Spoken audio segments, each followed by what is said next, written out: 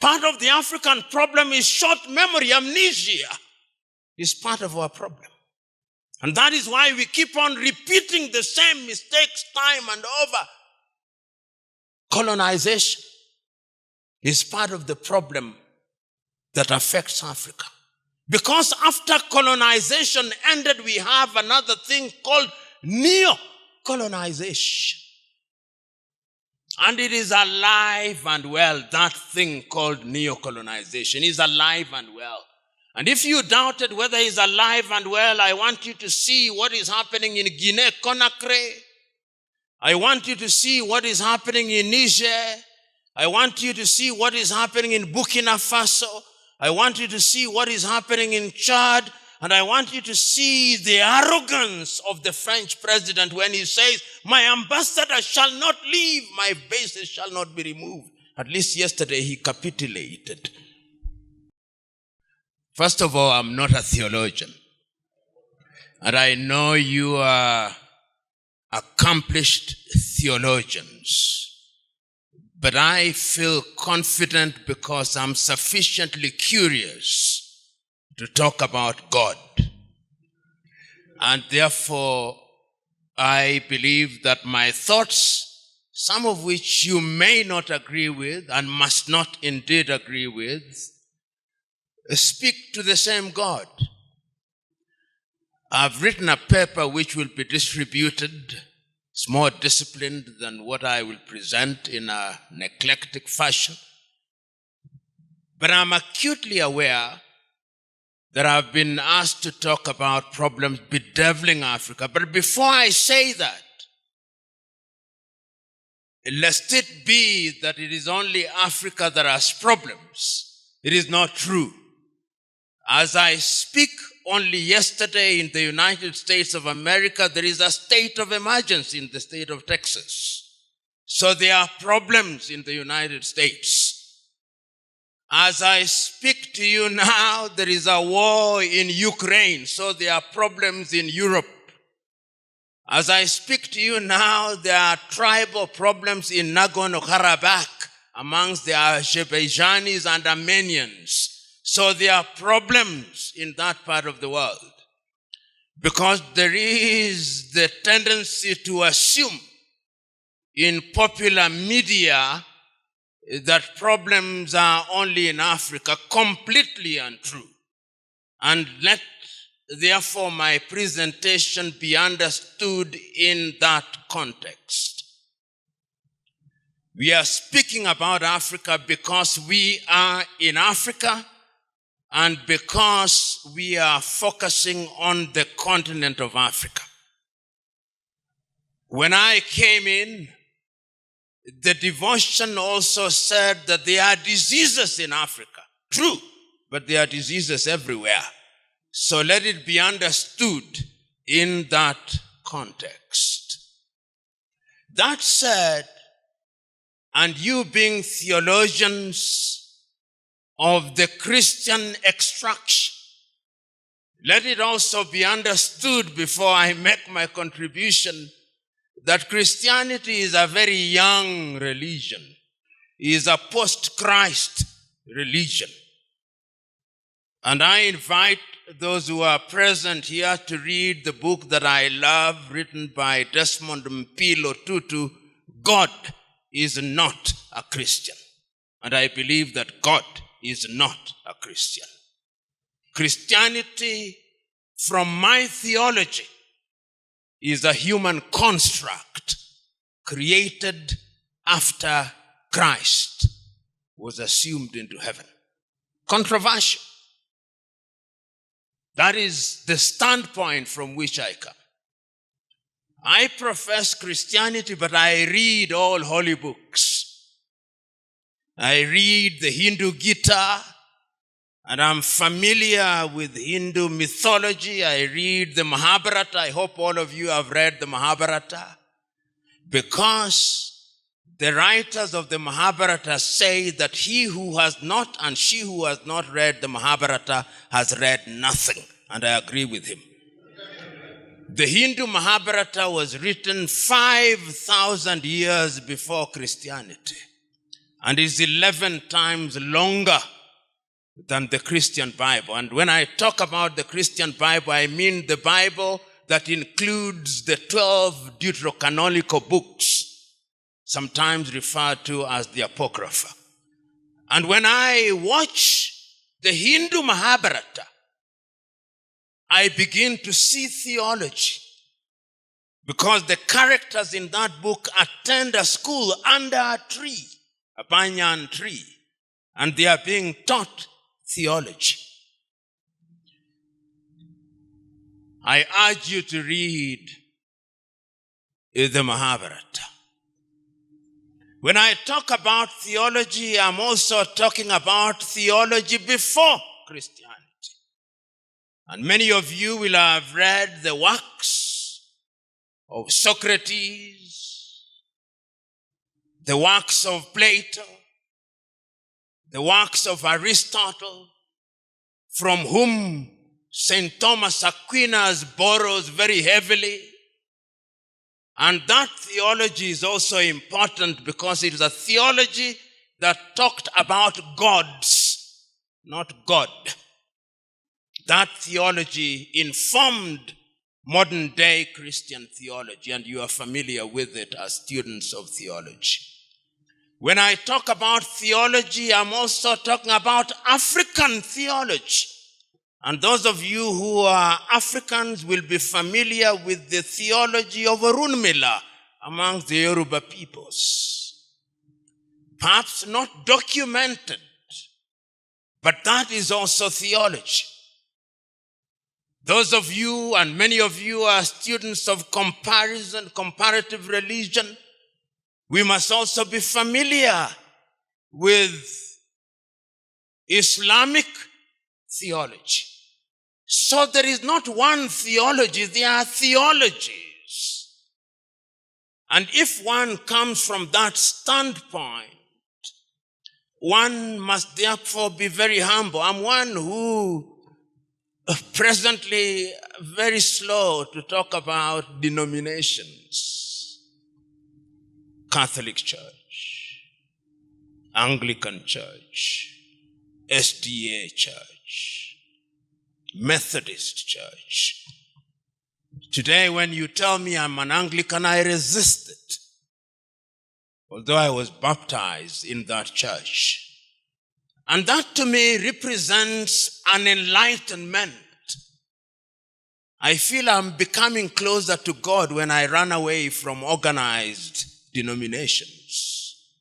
Because organized denominations bottle God and confine him to a very small space to which he does not belong. And the danger of theology, therefore, is that in my Anglican church, sometimes I hear the priest saying, we are going to learn about Anglicanism. And I said, is that about God, that Anglicanism? We are going to learn about Roman Catholicism. Is that about God or Roman Catholicism? We are going to learn about SDA. Is that about God or SDAism? And many of us are caught in that whirlpool. Today, I dare say that one of the greatest problems that bedevils Africa is religion. It is one of the things that debilitates Africa. Africa now finds herself in a space where many believe, wrongly in my view, that all our problems will be solved through prayer and fasting. Wrong. The divine instruction, as I understand it, was go ye and subdue the earth, and by the sweat of thy brow thou shalt eat. There is no shortage in Kenya, even those of you who came from outside, who have seen many crusades in billboards in Nairobi, Kenya. And when you travel across Africa, there is no shortage of individuals going by different names. Prophet, prophetess. And yet those of you who are students of theology will be told that the age of prophethood ended, some say with John the Baptist, some say with Micah, but they are prophetess and prophets. There is no shortage of apostles running around Africa producing rabbits out of hats in the name of fake miracles. There is no shortage of them.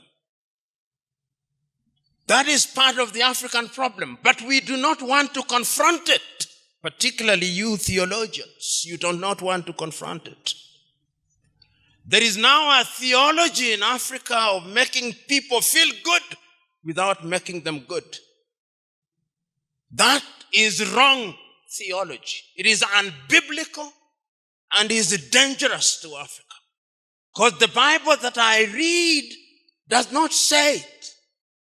The Bible that I read is specific and unequivocal. When I read the book of 1 Kings, and I read the story of the prophet Elijah and his confrontation with Ahab and Jezebel, he says, bring forth the 400 prophets of Baal and the 450 prophets who are prophets of Asherah, and let them come to Mount Carmel, that we may know if God is God, let him be worshipped. And if Baal is God, let him be worshipped. No two ways. Choose. And a choice is made. That is the Bible that I read. And I don't think it has changed, even if you have the American or the NIV or the King James. That one has never changed. So there is no equivocation in the Bible. It's about choice. The other Bible that I read is to be found in Joshua 24, and you'll be familiar with it.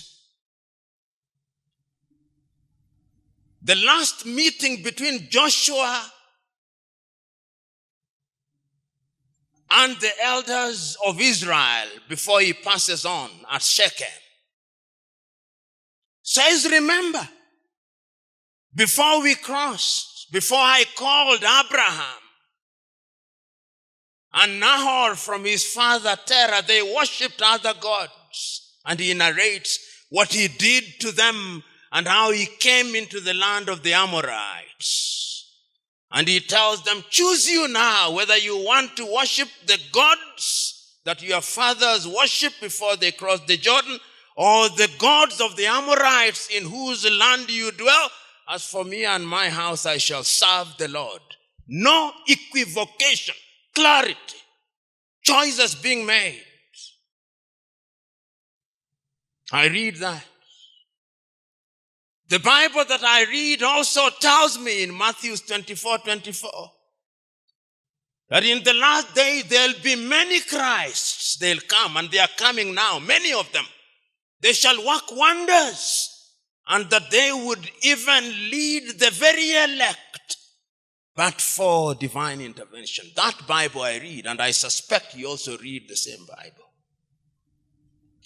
The Bible that I read in Paul's second letter to Timothy at 3 also tells me that in the last days there shall be a form of Christianity where people will be lovers of themselves, and they would cheat everybody just like Jannes and Jambres did to Moses in the desert. I read that Bible.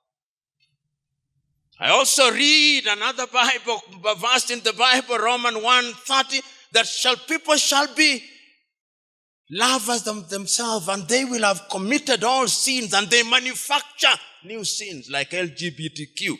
So nowadays I go to church and pastors are equivocating.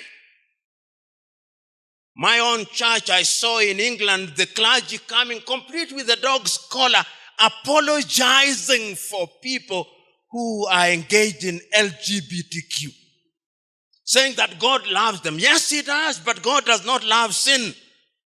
And the last time I checked, and the Bible has not been revised, one of the reasons why Sodom and Gomorrah was destroyed was because they engaged in those.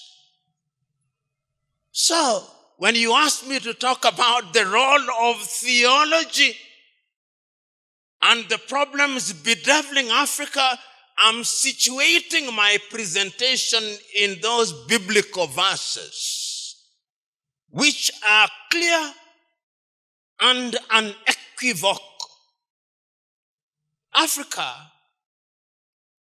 and Africans, like all peoples, face numerous problems, and human beings face numerous problems. We seldom forget, but we must never forget that this continent and our people were enslaved. We must never forget that. You must never forget that 18 million Africans were taken from the eastern part of Africa into the Arab world, and men were castrated. You must never forget that. Because the effect of it is with us today. We must never forget that over 12 million Africans were taken to the Caribbean, taken to Europe and America. We must never forget that. We must never forget that in Southern Africa, the apartheid regime was underwritten through verses from the Bible by the Dutch Reformed Church. You must never forget that. Upon a theology based in the Bible. Fact. We must never forget that the Roman Catholic Church was involved in slavery, and they have apologized for it. We must never forget that the Church of England was involved in slavery, and they have apologized for it, using the Bible. Theology. Slaves, obey your masters like you obey Christ. In the Bible. Not revised. You go and read it. There is a verse like that. So when we talk about theology and African problems, we must remember that the effects of slavery are alive and with us today. When slavery was gone, it is Christians again, William Wilberforce. And I can, through history, see him standing in the House of Commons saying that slavery should be abolished, but that Africans should not be freed even when slavery is abolished and slave trade.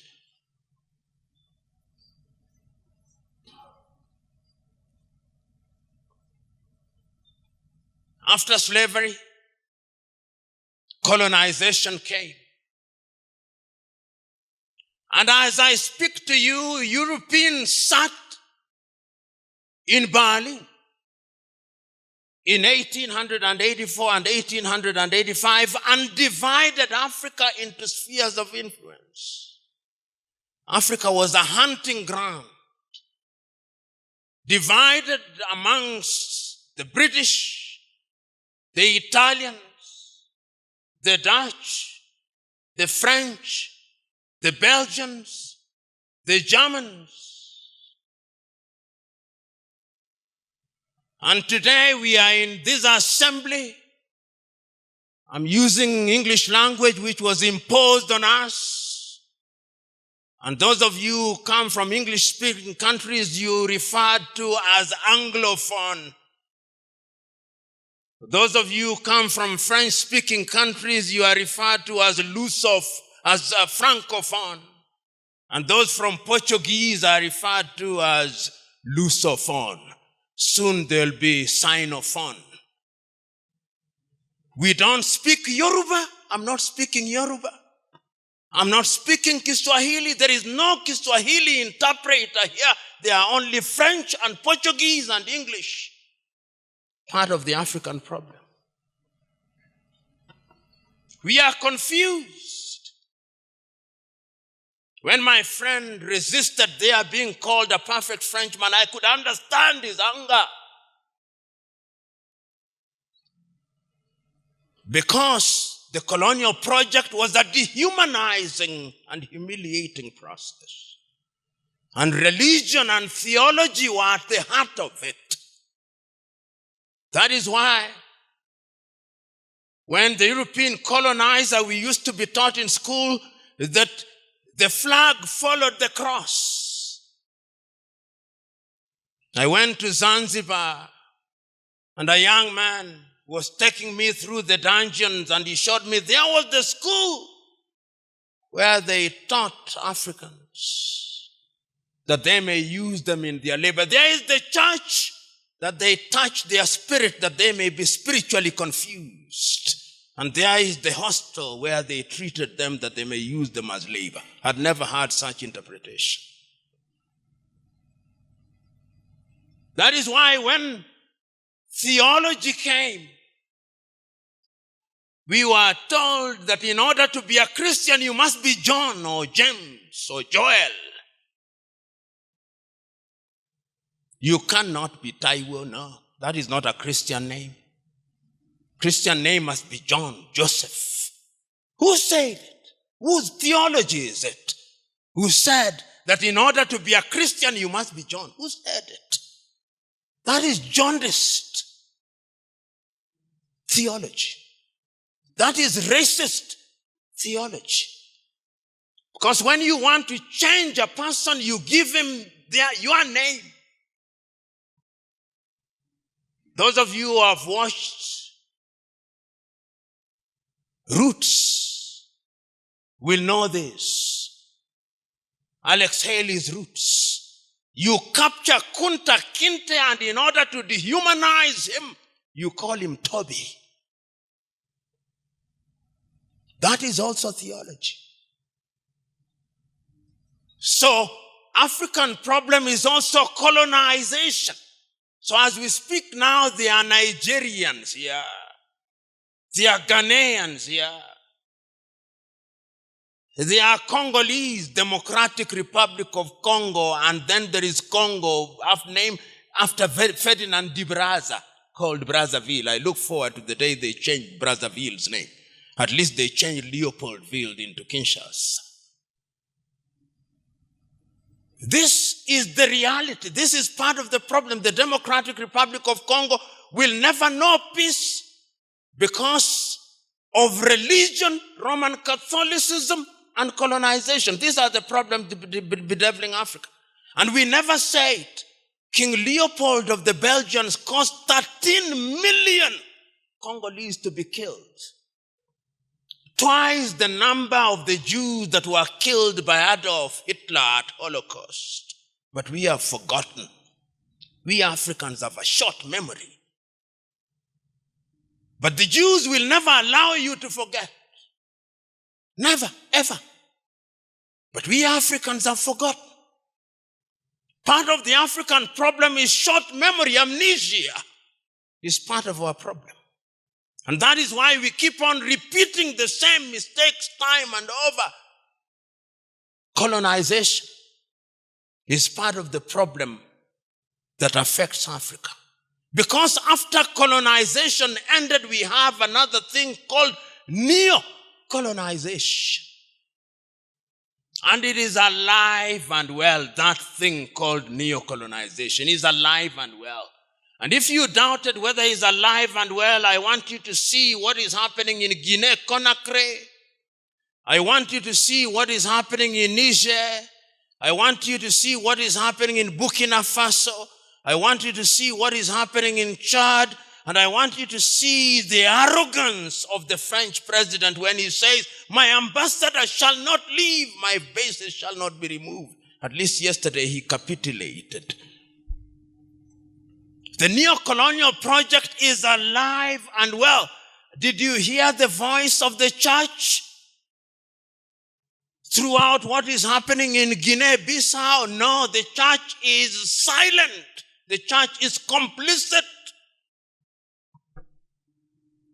So when you talk about theology and what it can do, sometimes courtesy of theology, because you want to be good, you don't raise your voices. The last time I checked, John the Baptist's voice was alive and well in the wilderness. Where is the voice of the church amidst all this? Africa's problem is also neocolonization. From slavery to colonization to neocolonization, which is an ongoing project. And Ghana's Kwame Nkrumah was right in 1965 when he said, the last stage of colonization is neocolonization, and is alive and well. And we see it. Today, I tell Africans because of neocolonization, I'll come to what I think theology can do. Today in Africa, here in Nairobi, Kenya, if you want to buy something from a supermarket, you go to Carrefour, which is French. You want to buy fuel, you go to Total Energies or Rubies, which is French. You want to have your pizza, which is made by Kentucky Fried Chicken, which is American. You have it carried by Glovo, which is Spanish. If you want to have security, you have it by G4S, which is British. If you want your home guarded, is guarded by KK, which is Gardewald from Quebec. If you want to have chicken, it's Kentucky Fried Chicken. If you want your airports managed, is Swissport from Switzerland. That is the state of Africa. Consuming what we do not produce and producing what we do not consume. Just look at it.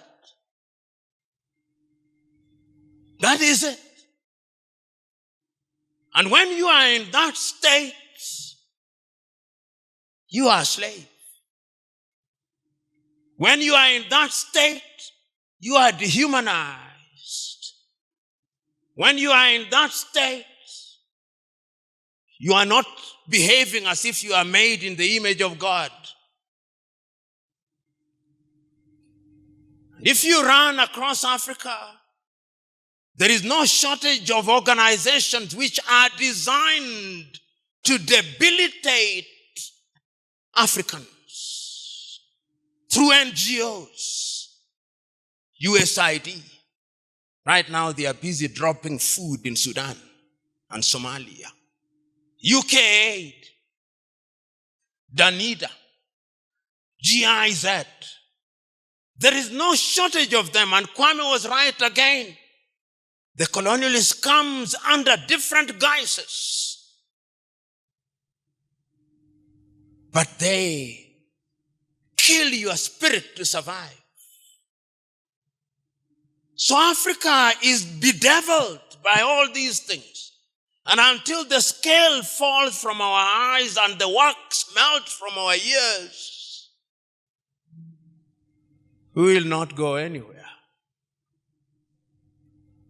So what can you do amidst all these things? What can religion do? What can theological schools do? Can they do anything that is useful? Can they change people's lives? Can they empower people? The Bible can be disempowering, and the Bible can also be empowering. You know, several years ago, when my child was young and wanted to be baptized, I went for preparation. She had not attained the age of majority. She was 1. And my provost at the All Saints Cathedral asked me whether I believed in child baptism. I said, I don't. It's not biblical. There is nowhere in the Bible where anybody was baptized as a child. And if it was biblical, Christ would have been baptized as a child. Then he said, why do you bring your child? I say, because I know you people. When my child comes here as an adult, you'll ask her, why were you not baptized? So she got baptized, but I said it has no biblical basis completely. This is man-made. Then they say, but they used to dedicate the children. I say that was Jewish tradition. Christianity has roots in Judaism, but it's not Judaism. So the Bible can be misinterpreted. Another time, I'm invited to speak to politicians here in Kenya.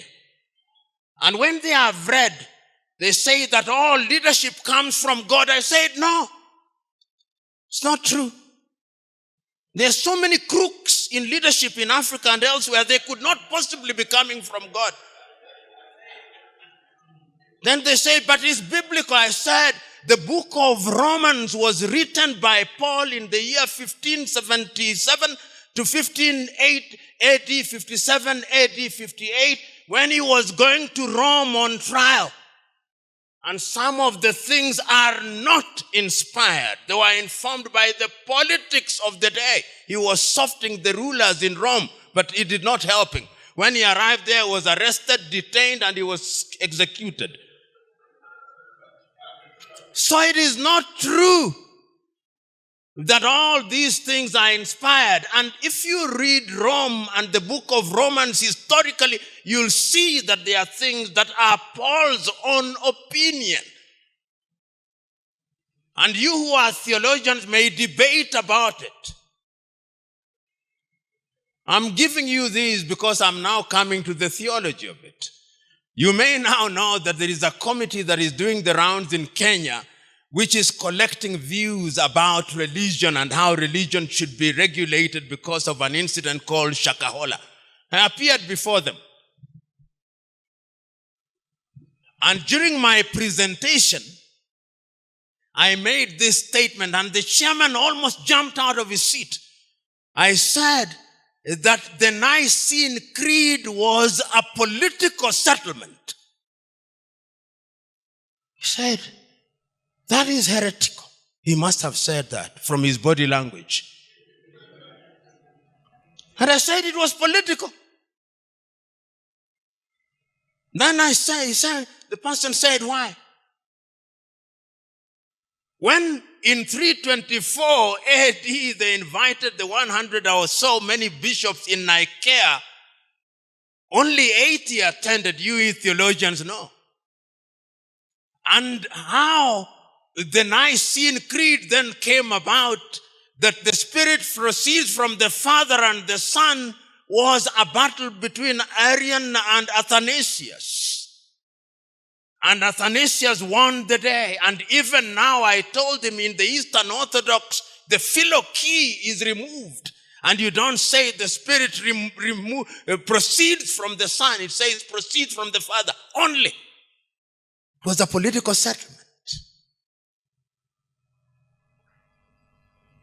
Then he said, but why are you saying this? I told him, because I'm a Christian of Berea. The Christian of Berea questions. And Paul is him who says in Acts of the Apostles that why he liked the Bereans, when the gospel has been preached to them, they went home and asked, we heard you saying all these things. We are fact-checking you. We are fact-checking you. Because we now have a theology in Africa particularly and in the world where preachers of the gospel are busy writing little explanatory books about the Bible, and their congregation reads those books rather than the Bible. The joy of many preachers today is that I've written 20 books. Read my books, and they don't say buy my books. They say donate. Deception. Just be right. Say buy my books.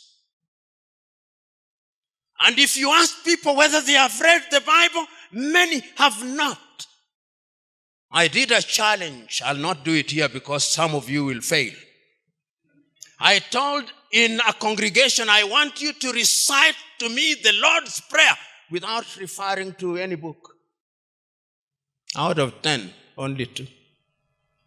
Then I said, I want you to tell me the 10 commandments in the order in which they were given. Only 2. Only 2. But say what the pastor has said in his book about the last days, they can memorize everything. In the last days, Matthew 24:24, there shall be many Christs, and they shall mislead many, even the very elect. So the question is, with all these problems facing Africa, education, health, bad governance, and all these things, in Africa we have some of the lowest quality politicians. African countries say that they are democratic, they are kakistocratic. And kakistocracy is a government of the very worst. You are led by your very worst. That is kakistocracy. If you combine that with kleptocracy, which is a government of thieves, then you can see why Africa continued to punch below her weight. In all areas, we continue to do so. So that many Africans have now surrendered. What they are remaining with is prayer and fasting. Africans pray for what they can work for. That is not the divine instruction. Paul was still making tents. We must continue working.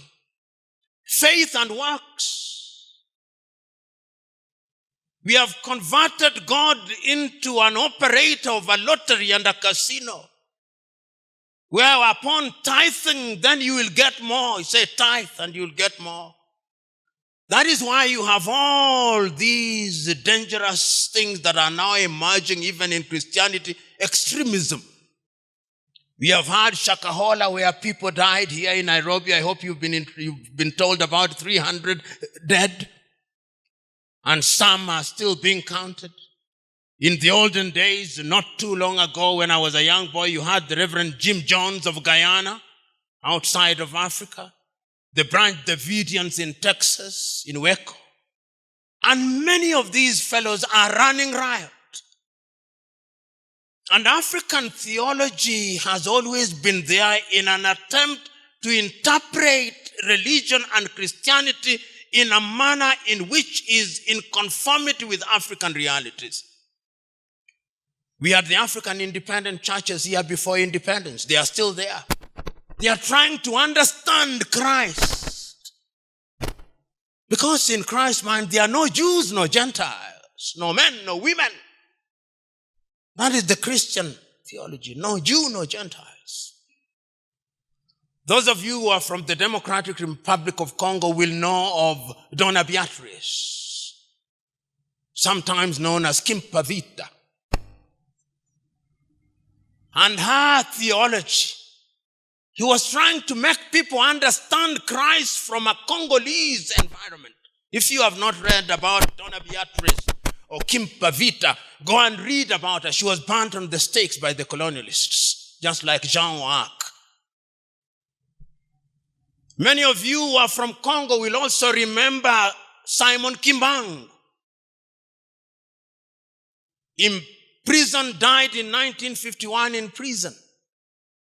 Kimbangu was also trying to come with a theology that responded to African reality. I'm now trying to suggest to you that theology can be useful, but theology must be decolonized. If we don't decolonize theology, then we will continue to believe that the theology handed down to us is what is going to solve our problems. And permit me to be a little bit unsettling. You know, when you look at the Anglican Church, I understand how it was created. King Henry VIII wanted to annul his marriage with Catherine of Aragon in order to marry Anne Boleyn and establish the Church of England. And for it, St. Thomas More was executed. That is not a very good beginning. As we speak now, the head of the Anglican Church is the King of England. That is the titular head of the Anglican Church. Established. Now, if you want that theology where the head of the Anglican Church is my head to solve my African problems, can they solve my African problems? No. When they are now saying that before they give African aid and ask Uganda, they must follow LGBTQ. I personally was the victim of a demonstration in South Africa because I had spoken firmly and unequivocally against LGBTQ. When I went to deliver a lecture at Cape Town University, there were demonstrations against me on the 29th of May. But I said, that is what I believe in. And we must not equivocate. We must not, in the name of political correctness, now say, oh, because we want IMF and World Bank to help Africa, therefore we must say, but God loves everybody. Yes, indeed He does. But He tells you to do things in a particular way. If we allow aberrations to be mainstreamed, then there is no sin. We are getting into a level where there is no untruth. Everything is right. Everything depends. That is the theology that is now beginning to emerge from Europe and America. He is going to be the dominant theology. And he's going to have everything pegged on it. Uganda has had aid cut from it because the Ugandan president has spoken about it. We are still talking about the problems bedeviling Africa. IMF is saying we are inclusive. It is the same people who came here in 1800s and gave us the penal code which had some sex against the order of nature. That was the offense, sex against the order of nature. Now tell me, when did nature change? Yeah, tell me when nature changed. And we must say this whether people are angry or not. Because if we want to change Africa, we must not fear to speak the truth as we know it. Because if you fall for everything, there is a Kiswahili saying, mwachamila ni mtumwa. He who abandons his culture and traditions is a slave.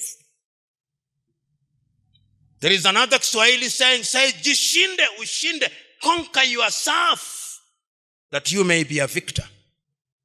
Africans must make that choice.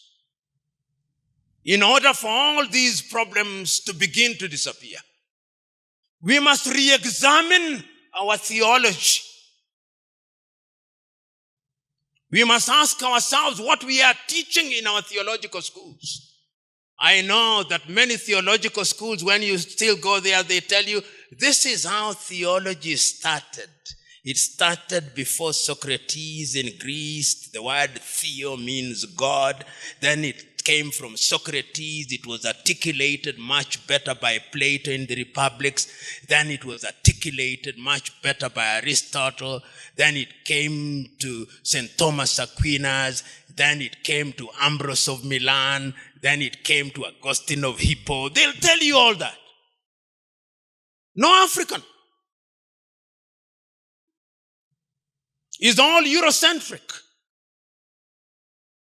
When you tell them there was a Runmila in Ile-Ife, they tell you that was a witch doctor, not a theologian. And you and me, whose education is Western founded, believe it, because that is your factory setting. So you must unlearn some of these things in theology. You must question. When you go to your theological, St. Paul's Theological College, United Theological College, who are the prime writers? The book that you say, this is the locus classicus that must be read by all theologians. All Eurocentric. All. How many theologians here are writing books? How many of you here have done a study on Simon Kimbangu? How many of you here have done a study on Donna Beatrice? Zero. You argue that Donna Beatrice was misled by the devil. You argue that Kimba Vita was misled by the devil. Who told you? Education. Miseducation of the Negro, Carter G. Woodson, 1933 in the United States. So, brethren, as I conclude, the time is now for theological schools to be the salt in the society, to be the light. Otherwise, you are just but an ivory tower who is separated from the congregation by the pulpit. Sometimes when you are in the pulpit, do you ever imagine how distant you are from your congregation? That the pulpit actually isolates you. Do you ever think that when you wear the garbs, they separate you? And that is Pharisaic? Do you ever imagine, and I'm saying this noting that some of you are wearing the dog's collar, that the dog's collar, if you are not careful, separates you from the congregation? If you are not conscious of these things, then there is a problem. Because the theology that comes must be based in the Bible. Who amongst you is the greatest? He who is last shall be first. Is theology about the bread? You'll ask me many questions, and I'll answer them to the best of my ability. But I want to conclude with this particular one. Why do you think that Christ fed the 5,000?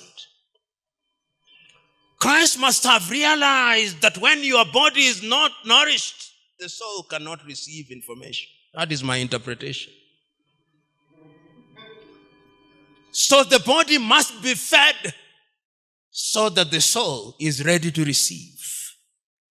The theology in which you are engaged must do that.